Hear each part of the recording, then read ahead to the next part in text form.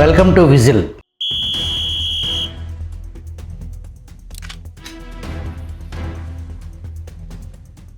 America అధ్యక్షుడు Donald Trump మరోసారి ప్రపంచం దృష్టిని ఆకర్షించే వ్యాఖ్యలు చేశాడు.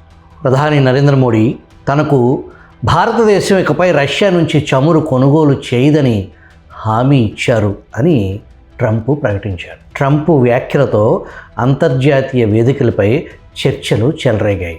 ట్రంప్ వాదనపై ఇప్పటి వరకు భారత ప్రభుత్వం ఎటువంటి అధికారిక ప్రకటన చేయలేదు.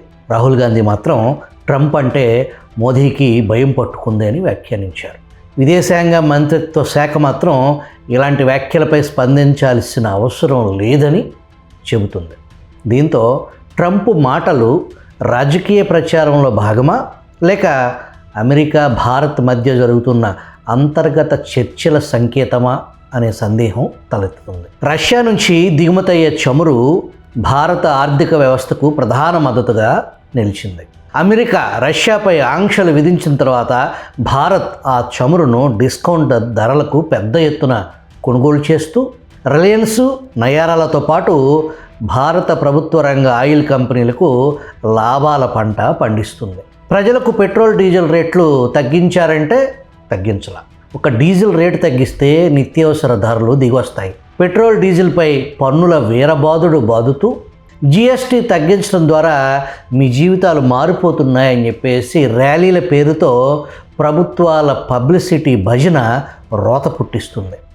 సరే, అసలు విషయంలోకి వెళ్దాం. ప్రస్తుతం భారత చమురు దిగుమతుల్లో రష్యా వాటా సుమారు 35 నుంచి 40% ఉంది. గత 5 నెలల సగటుతో రష్యా నుంచి మనం దిగుమతి చేసుకునే చమురు 8.4% పడిపోయింది. ఇదే సమయంలో అమెరికా నుంచి మన దేశం దిగుమతి చేసుకునే క్రూడ్ ఆయిల్ 6.8% పెరిగిందని రాయిటర్స్ పత్రిక ప్రచురించింది. భారత్ రష్యా సంబంధాలు దశాబ్దాల నాటి స్నేహానికి గుర్తులు. రక్షణ రంగం నుంచి అణుశక్తి వరకు రెండు దేశాలు బలమైన భాగస్వామ్యంతో ఉన్నాయి. అలాంటి దేశానికి వ్యతిరేకంగా అమెరికా ఒత్తిడికి వంగితే అది భారత విదేశాంగ స్వతంత్రతపై తీవ్ర ప్రశ్నలు, విమర్శలు తలెత్తుతాయి.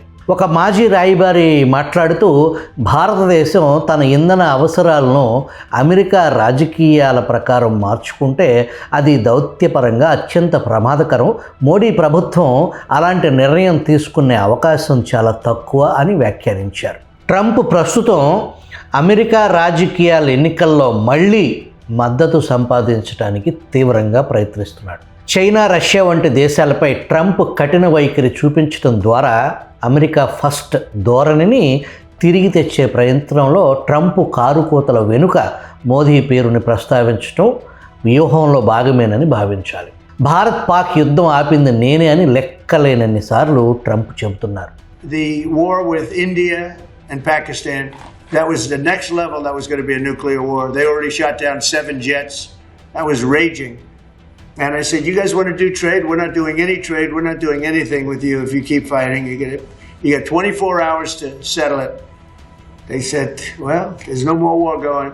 నోబెల్ శాంతి బహుమతి కోసం వాగుతున్నాడులే అనుకున్నాం. నిన్న కూడా అదే పాట పాడుతున్నాడు.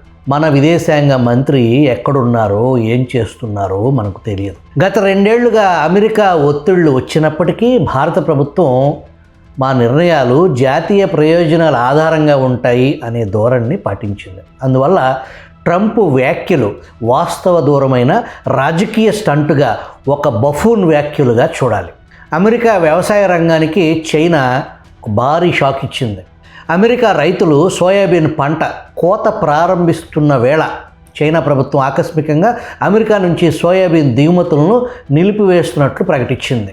దీంతో లక్షల టన్నుల సోయాబీన్ నిల్వలు అమెరికాలో పెరిగిపోయాయి. అమెరికా రైతులు తీవ్ర ఆర్థిక ఇబ్బందులు ఎదుర్కొంటున్నారు. సోయాబీన్ ఎగుమతులు నిలిచిపోవడంతో అమెరికా రైతులు ఆందోళన వ్యక్తం చేస్తున్నారు. చైనా నిర్ణయానికి కారణమవుతున్న వాణిజ్య ఉద్రిక్తతలను పరిష్కరించాల్సిన దానికి బదులు డొనాల్డ్ ట్రంప్ మాత్రం తన సోషల్ మీడియా వేదిక ట్రూత్లో చైనాపై ఆర్థిక వైరం, ఎకనామిక్ హోస్టిలిటీ ప్రదర్శిస్తుందని ఆరోపించారు. అదీ కాక చైనాతో వాణిజ్య సంబంధాలను నిలిపివేస్తామని బెదిరించాడు. ట్రంప్ వ్యాఖ్యలతో అక్కడి రైతుల్లో ఆగ్రహం మరింత పెరిగింది. వాణిజ్య యుద్ధం ట్రంప్ సృష్టించిన సమస్యే. ఇప్పుడు దాని ఫలితాలు మేము అనుభవిస్తున్నామని అమెరికా వ్యవసాయ సంఘాలు ట్రంప్ను బండబూతులు తిడుతున్నాయి. సోయాబీన్ దిగుమతుల్లో అమెరికా నుంచి తగ్గించుకునే ప్రయత్నం చైనా గత సంవత్సరం నుంచే ప్రారంభించింది. బ్రెజిల్, అర్జెంటీనా వంటి దేశాల నుంచి పెద్ద మొత్తంలో సోయాబీన్ కొనుగోళ్లు కొనసాగిస్తుంది. అమెరికా రైతులు సోయాబీన్ ధరలు గణనీయంగా పడిపోవడంతో విక్రయించే పరిస్థితి లేక సతమతమవుతున్నారు. అక్కడి రైతులు అప్పుల బారిన పడే పరిస్థితి ఏర్పడింది. అనేక మంది తమ బకాయిలు చెల్లించలేక బ్యాంకుల నుంచి తీవ్ర ఒత్తిడి ఎదుర్కొంటున్నారు. మూర్ఖుడు, పశు లక్షణాలను పుణికిపుచ్చుకున్న ట్రంప్ చైనాపై వ్యతిరేక ధోరణిని మరింత పెంచుతూ చైనాతో వాణిజ్యం పూర్తిగా నిలిపివేయటమే ఉత్తమం అని వ్యాఖ్యానించాడు. చైనా నుంచి అమెరికాకు దిగుమతయ్యే వాడిన వంట నూనె, యూజ్డ్ కుకింగ్ ఆయిల్ తప్పించేస్తా అని హెచ్చరించాడు. ఈ వాడిన నూనెను అమెరికాలో బయోఫ్యూయల్ తయారీలో విస్తృతంగా ఉపయోగిస్తారు. అయితే ఆ నూనె వాణిజ్య పరిమితి స్థాయిలోనే ఉండటం వల్ల ఆర్థికంగా చైనాపై పెద్ద ప్రభావం ఉండదు. చైనాపై కఠిన ధోరణి ట్రంప్ రాజకీయంగా లాభపడటం కోసం వికృతంగా ప్రవర్తిస్తున్నాడు. ట్రంప్ కంపు నిర్ణయాల వల్ల నష్టపోతుంది అక్కడి రైతులే. ట్రంప్ వాణిజ్య యుద్ధం వల్ల అమెరికా వ్యవసాయ రంగం ఇప్పటికే కుదేలైంది. ట్రంప్ దెబ్బకు అక్కడి రైతులు తమ భవిష్యత్తు పట్ల తీవ్ర ఆందోళన చెందుతున్నారు. యూరప్, నెదర్లాండ్స్, డచ్ ప్రభుత్వ అజ్ఞానానికి నెక్స్పీరియా అనే సంస్థ ఘోరంగా బలైపోయింది. డచ్ జాతీయ ప్రయోజనాలను పణంగా పెట్టి అమెరికా ఒత్తిడికి వంగిపోయి తీవ్రంగా నష్టపోయింది.